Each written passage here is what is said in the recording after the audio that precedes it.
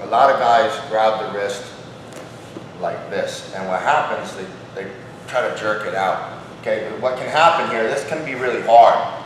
And when you go to do it, a lot of guys do it, is they lean into the guy. If you lean into him and try to pull, you're going to get rolled. Okay, you don't want to be doing that. This takes a lot of work.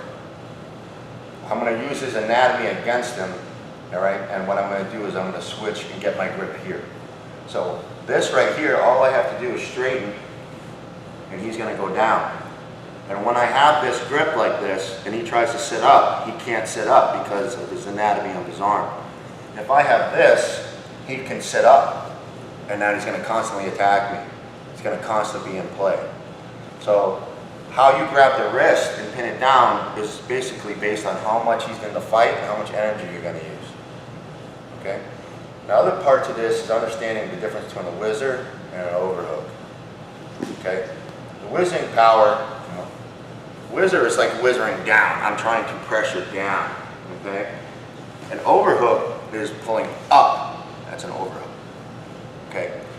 This next technique, we're going to use the overhook with the upward wrist grip and putting him down. And what that would do is lean him vulnerable so I can actually go for the arm and guillotine off the pass, which is a great move. All right. So I'm going to demonstrate how to get into it, and then we're going to spend some good time on learning the grips, because the arm and guillotine, if you do it right, is an awesome choke, and it will be your preference if you're good at it.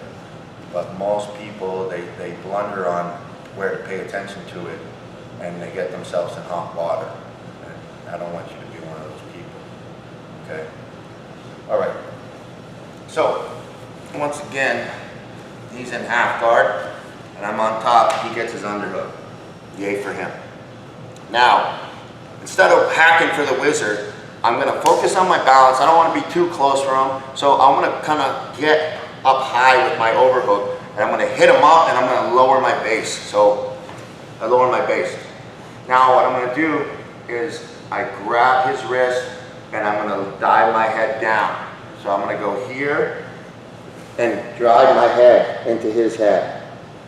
Now I'm going to keep my weight on his head, and I'm going to stand up and slide by. So this right here is going to keep them pretty jammed up. Notice how I'm up high. Okay? So now all I'm going to do is I'm going to start to back them off. That means that I'm going to start to back off my pressure. Okay? I'm going to back off my pressure. Okay? Slide back. I think we're getting too close. Once again, underhook. Okay? I'm going to wizard. I'm going to overhook, and I'm going to push my butt back and get my head under his head. Get my wrist right. He comes down, my butt comes up, and I'm going to pass. Now from here, I'm going to pinch his arm tight. I'm going to drop my knee on his arm. And my right leg is going to come back, and I'm going to go around his head, and I'm going to grab my own arm. So my right leg comes back, and I lock my arms around his head. Now I'm keeping his arm here, tight as I can physically get it. Okay? Tight as I can physically get it.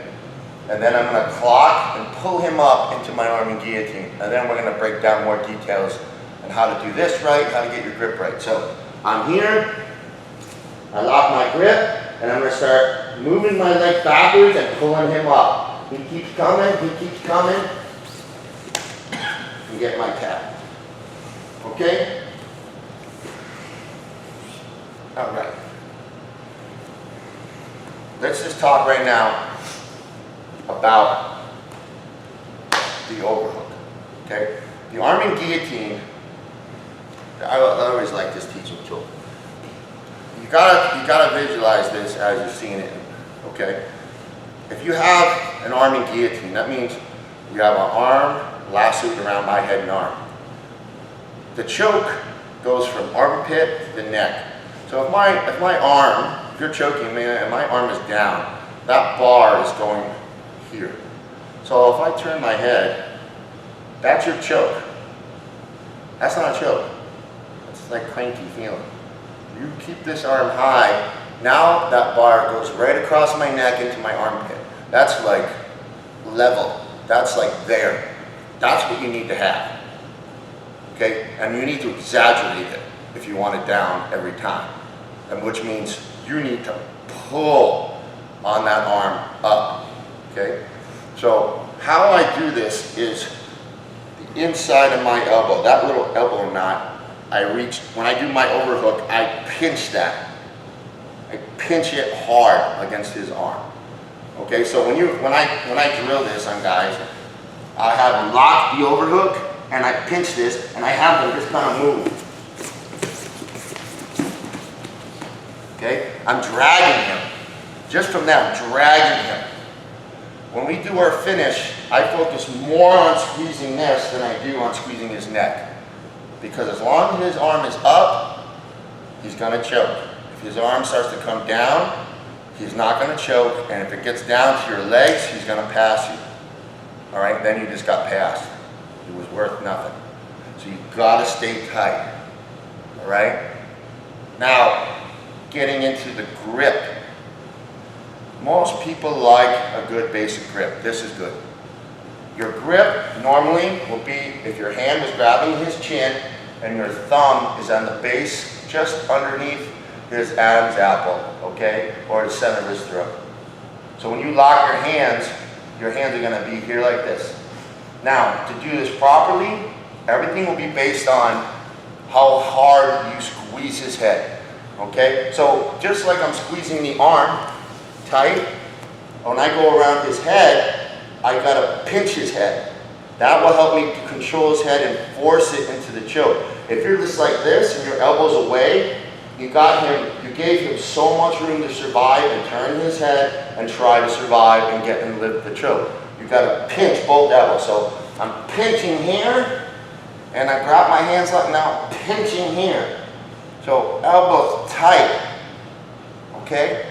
The other part is you don't want your shoulder all like this, like a side chest pose or a peacock, okay? You want that grandma posture, okay? So when I have this choke, my shoulder has got to cover the back of his neck. So how do I test that to know where I'm at? I put my chin on his shoulder. If my chin is on his back and his shoulder, that means I'm down. If I'm like this, he's going to crane his head out. All right? Most people are willing to choke for only a few seconds. Some they'll choke until you put them to sleep.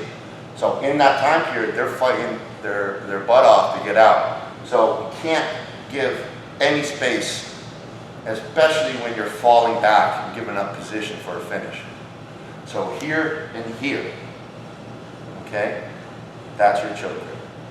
Now, if you're like an MMA fighter, sometimes the gloves will bite you in the butt when it comes to these kind of chokes, okay?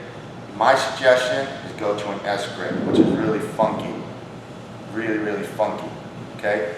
So my arm will be still tight around the neck. I'm going to go a little deeper, so my forearm's in the throat, and I'm going to lock my S grip. So the arm that's down is kind of here. And now I'm pinching tight on his head. And what this does, it allows me to hold his arm way tighter. It keeps my fingers protected so he can't try to fight my grip. When you do a finger roll S grip, and you're like this, the reason why that's so great is that he has no fingers to grab. If you're here in a choke, he's got fingers. If he could get free and get to your fingers, that's what he's going to do. You're going to pull your hands apart. So even though this grip is 100% correct, you can do that way, and I do use it. So is the S grip. You just go a little deeper, and you just hug. It allows you to really squeeze the head and arm a little tighter. Okay? So with the gloves, I tend to do S grip. No gi, I'll probably be here, but I still do S grip. They both work. Okay? So that's the grip. Okay? Now the leg work. The leg work is important too. The way I do my arm and guillotine with the leg work is I always want to have a scramble out. I always want to weigh out. Okay, that's important. You always want to have a way out. Okay. So what I do is I'm okay with him bailing out on position because that allows me to gel to other counters. What I'm not okay with is him double legged, meaning his head's here, hips go to the other side. Okay, I'm not okay with that. All right, so I don't like going to full guard with army guillotines. Okay, I don't feel good about it. Okay, so when I fall back, okay, what I try to do is as I'm clocking back, I like to have this foot, my left foot against his hip, and my right leg over the top. So this gives me some power. But if he can't double leg me. No matter what he tries to do, both my legs are stopping him from trying to get his hips over, because that's what he wants to do. Instead, if he wants to bail out, he can bail out on me, and that gives me opportunities for counters, which we're going to get into as well. Okay? So, in that position, my foot frames, which allows me to also stretch and my legs over the top. I'm never gonna give him this leg or go to guard where he can start taking away my angles. Okay, so walk through it one more time. So I'm here, he hits his underhook getup. Boom, good for him.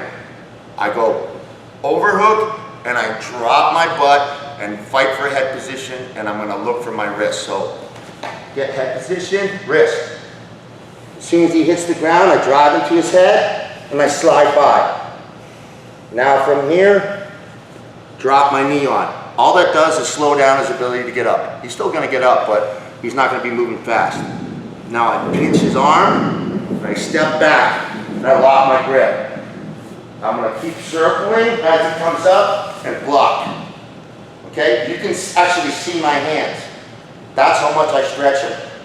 To make sure there's no way in hell he can bring his left arm down to his hip. I don't pull up and keep that sucker tight, and I have my grip. And now I squeeze. Okay?